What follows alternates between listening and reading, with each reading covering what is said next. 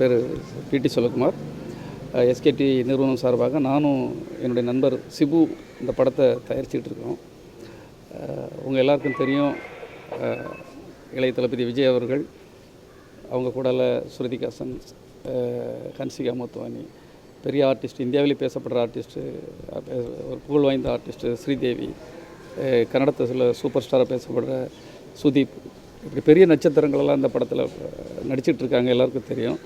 அது மட்டும் இல்லாமல் இதை வந்து உலகளவில் பேசப்படுற அளவுக்கு ஒரு தரமான படமாக எடுக்கணுங்கிறதுக்காக இதனுடைய போஸ்ட் ப்ரொடக்ஷன் முதல் ஃபாரிங்கில் கிராஃபிக்ஸ் மட்டும் 7 நாடுகள் நடந்துகிட்ருக்கு. ஒரு பெரிய பிரம்மாண்டமான செட்டு வந்து ஈசிஆரில் போட்டு பெரிய படமாக எடுத்து அங்கே பெரிய செட் எடுத்து எல்லாராலையும் பாராட்டப்பட்ட செட்டு அது. அதே மாதிரி தலக்கோணத்தில் மிகப்பெரிய செட்டு போட்டு, கேரளாவில் செட்டு போட்டு, இப்படி ஒரு பெரிய லட்சிய படைப்பாக ஒரு சவுத் இந்தியாவிலே பேசப்படுற ஒரு படமாக இருக்கணுங்கிறக்காக ரொம்ப கஷ்டப்பட்டு இந்த படத்தை நாங்கள் எடுத்துக்கிட்டு இருக்கோம்.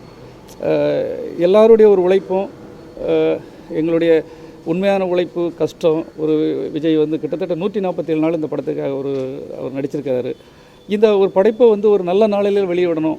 ஒரு முதல் டீசரை வந்து அவருடைய பிறந்த நாள் அன்றைக்கி வெளியிடணும்னு நாங்கள் எல்லோரும் ஆசைப்பட்டு இன்றைக்கி இரவு 12 மணிக்கு அந்த டீசர் வெளியிடணும்னு நினச்சிட்டு ரொம்ப ஆவலோட ரசிகர்களும் சரி, நாங்களும் சரி, மக்களும் சரி, எல்லாம் ஆவலோடு இருக்கும்போது யாரோ ஒரு சம்மந்தம் இல்லாத ஒரு ஆள், எவனே தெரியல, வந்து எடுத்து அவன் வந்து டீசரில் வந்து போட்டு விட்டாங்கும்போது, டிவிகளில் எல்லாம் நெட்லெலாம் போட்டு விடும்போது, அது கிட்டத்தட்ட மத்தியானம் அதை போட்டு விட்டுட்டாப்பில் எங்கள் எல்லாருக்கும் டோட்டல் அப்செட். எங்கள் யூனிட்டு, டைரக்டரு, சிம்புதேவன் சாருக்கு, எல்லாருக்குமே, ஒட்டுமொத்த யூனிட்டுக்குமே, ரசிகர்களுக்கு எல்லாருக்குமே ஒரு ரொம்ப அப்செட்டு.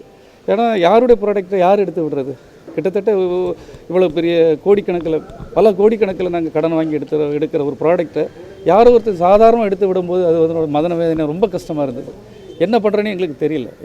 இதே மாதிரி படத்தை நாளைக்கு எடுத்து விட்டால் என்ன பண்ணுறது? படத்தை நாளைக்கு இவ்வளோ பெரிய ப்ராடக்ட் எடுத்து வெளியிடுறது யாருக்கு? இதுக்கு யார் பொறுப்பு? யார் இதுக்கு ரெஸ்பான்சிபிலிட்டி எடுக்கிறது? ரொம்ப ஒரு வேதனையான ஒரு கஷ்டமான கட்டத்தில் இருக்கிற மாதிரி இருக்குது இதனுடைய சூழ்நிலையெல்லாம் பார்க்கும்போது. இது என்ன நடக்க, போர் பிரேம் அவங்க சம்மந்தமாக கல்யாண சாரும் பிரியதர்சன் சாரும் அவங்க நடவடிக்கை எடுக்கிறாங்க, நம்ம இல்லைன்னு சொல்லலை. ஆனால் இது நடக்காமல் பார்க்கணும். நடந்த பிறகு நடவடிக்கை எடுக்கிறது எங்களுக்கு தேவையே கிடையாது. எங்களை மாதிரி ப்ரொடியூசருக்கு அது தேவையே கிடையாது. நடக்கிறதுக்கு முன்னால் என்ன செய்யணும்னு ஒவ்வொரு அவங்க ஸ்டுடியோவிலையும் சரி, எங்கே வேலை நடந்தாலும் சரி, அவங்க சரியான பாதுகாப்பு, அதுக்கு செக்யூரிட்டிஸு எல்லாம் இனி பண்ணலைன்னா எங்களுக்கு மிகப்பெரிய ஆபத்து எங்களுக்கு காத்துட்ருக்குங்கிறத. ஏன்னா பாகுபலி இதே மாதிரி வந்துட்டுருந்தாங்க, வந்துட்டுருந்தாங்க, இப்படி ஒவ்வொரு படமும் வந்துட்டு இருந்தால் ப்ராடக்ட் பண்ணுறவங்களுக்கு ஒரு பாதுகாப்பு இல்லாமல் பயத்தை ஏற்படுத்துகிற மாதிரியே இருக்குது. இந்த போஸ்ட் ப்ரொடக்ஷன் நடக்கும்போது தகுந்த பாதுகாப்பு அவங்க ஏற்படுத்தி தரணும். அதுக்கு காவல்துறையிலேருந்து இன்றைக்கி அவங்க கம்ப்ளைண்ட் பண்ணி அவங்க பிடிச்சிருக்கிறாங்க. அதுக்கு பின்னணியில் யார் இருக்கா, என்னென்ன தப்பு நடந்திருக்குங்கிறத கண்டுபிடிச்சி இனி வருங்காலங்களில் இந்த மாதிரி தவறுகள் நடக்கக்கூடாதுங்கிறதா. எங்கள் ப்ராடக்ட் சின்ன விஷயத்தில் டீசரில் ஓகே, ஆனால் படத்தை எடுத்திருந்தால் நாங்கள் எங்கே போய்ட்டோம்? எங்கள் வாழ்க்கைக்கு யார் பதில் சொல்கிறது? இதுதான் எங்களுடைய கேள்வி. ஃப்யூச்சரில் இது நடக்கக்கூடாது. நடக்காமல் இருக்க என்ன பண்ணணுங்கிறதுக்கு நீங்கள் எல்லோரும் சேர்ந்து தான் இதுக்கு எங்களுக்கு ஒரு சரியான பாதுகாப்பும், எங்களுக்கு வேறு என்ன சொல்லனே தெரியல எங்களுக்கு. ஏன்னா படத்தை தான் நாங்கள் கஷ்டப்பட்டு எடுக்க முடியும் சார். அதுக்கு முன்னால் இப்படி திருடி போடுறவங்கள நாங்கள் என்ன பண்ண முடியும்? எப்படி கண்டுபிடிக்கிறது? இன்று இரவு வந்து அதிகாரப்பூர்வமாக அந்த டீசரை வெளியிடுறதா ஒரு திட்டம் போட்டுருந்தீங்க. இப்போ என்ன பண்ண போகிறீங்க? இல்லை, இப்போ நாங்கள் வேறு வழி இல்லையே. நாங்கள் ஒரிஜினல் டீசரை நாங்கள் வெளியிட்டாச்சு. வேறு எப்படி பண்ணுறது? இப்போ அதுக்குள்ளே அவங்க ஒரிஜினல் டூப்ளிகேட் எல்லோரும் பார்க்க ஆரம்பிச்சுடுவாங்களே.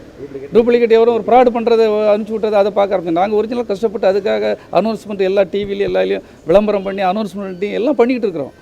அதுக்குள்ளே வரும்போது நாங்கள் என்ன பண்ண முடியும்? நீ நெக்ஸ்ட்டு நீங்கள் தான் புகார் கொடுப்பீங்க.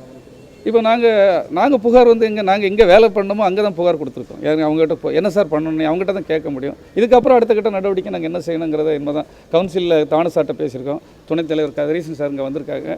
எல்லோரும் சேர்ந்து எங்களுக்கு என்ன செய்யணுமோ செய்யட்டும்.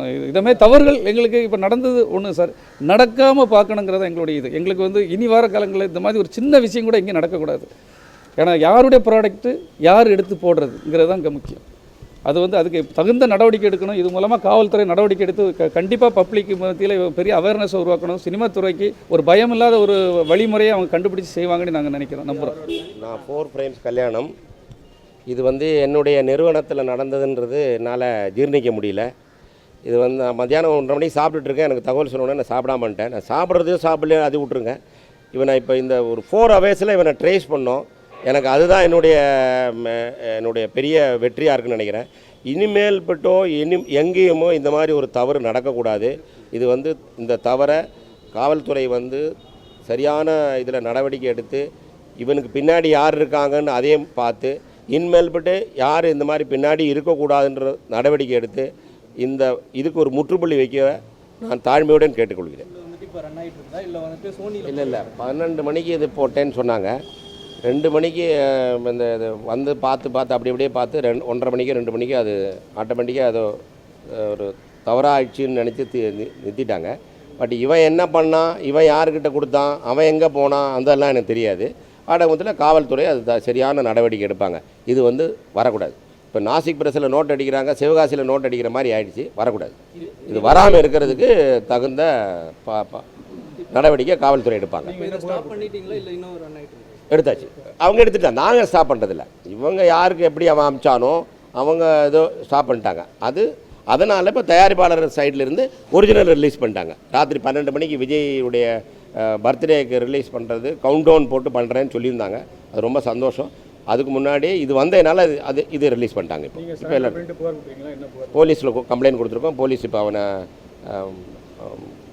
அரெஸ்ட் பண்ணிட்டாங்க.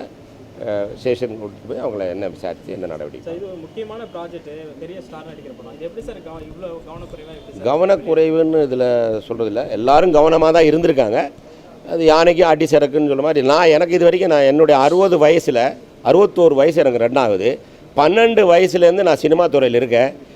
இது வரைக்கும் நான் யார்கிட்டையுமே கை கட்டி நிற்கவே இல்லை. தலை நிமிந்து தான் பேசியிருக்கேன். தப்பே பண்ணதில்லை. தப்பாக இருக்கிறவங்க மட்டும் உடந்தையாகவே இருக்க மாட்டேன். இது எனக்கு என்னுடைய லைஃப்பில் பெரிய அடி. இதை வந்து நான் மாற்றுறதுக்கு எவ்வளோ முயற்சி பண்ணுமோ அவ்வளோ முயற்சி பண்ணுவேன். இதுமேல் என்ன கேட்காதீங்க please. This is the boy who did it. Actually, he is here as a student for 15 days on internship. அது ஸ்டூடெண்ட்ஸுக்கு ஒரு உதவி பண்ணுற மாதிரி ஒரு 15 நாள் காலேஜ் முடித்து வரும்போது ஒரு கோர்ஸ் கொடுக்குறது நிறைய பசங்க வருவா இந்த மாதிரி. So he is also come like that and I gave him the permission to work here for 15 days as a student to learn sound mixing. And without knowing engineers, he was standing behind and he took it and put it in the net. I don't know who all are behind. That is the job of the police to find out who all are behind it.